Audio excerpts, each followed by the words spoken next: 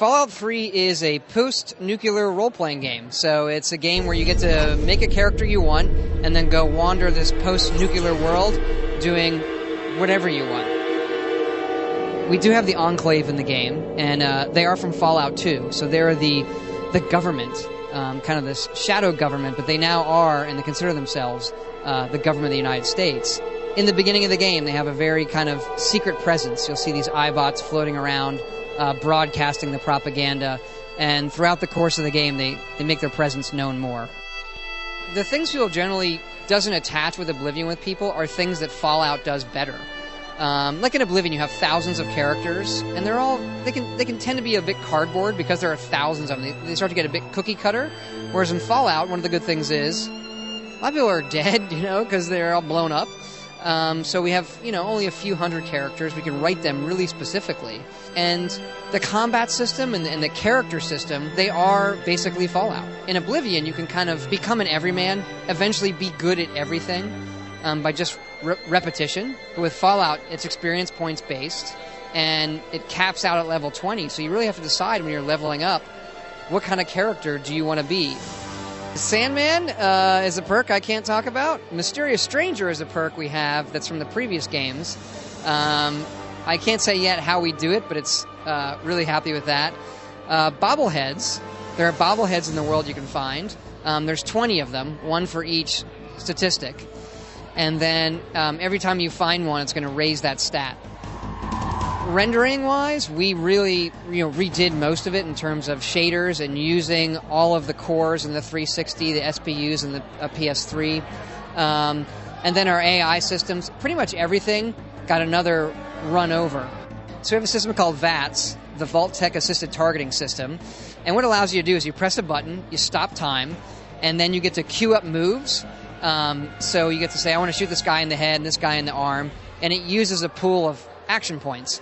And every shot you do uses it up, and then you execute the moves, and it kind of shows it back in this cinematic mode with whatever you did. And then when you're in real time, and you can play it just like a first-person shooter.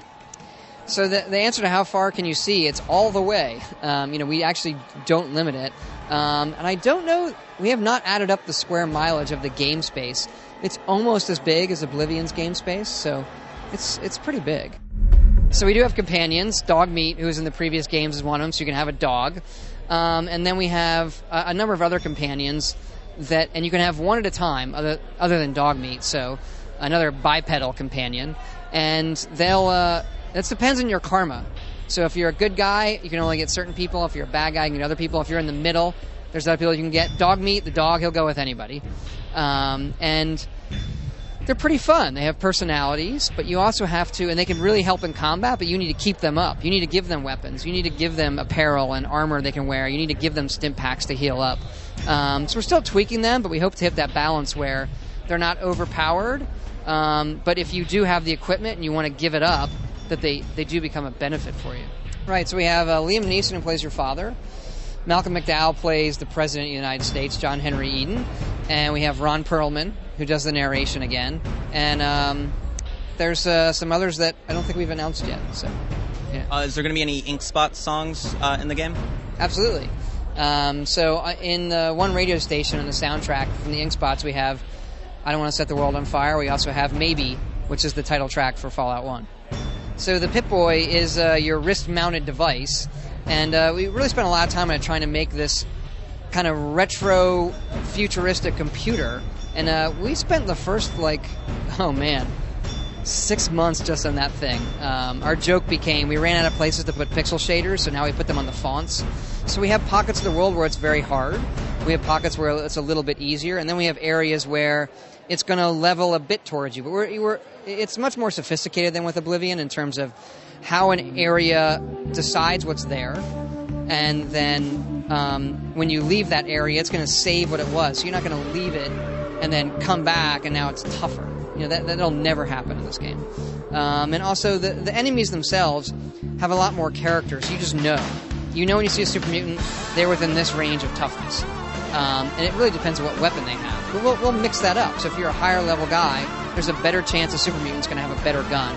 Just keeps it a bit more interesting.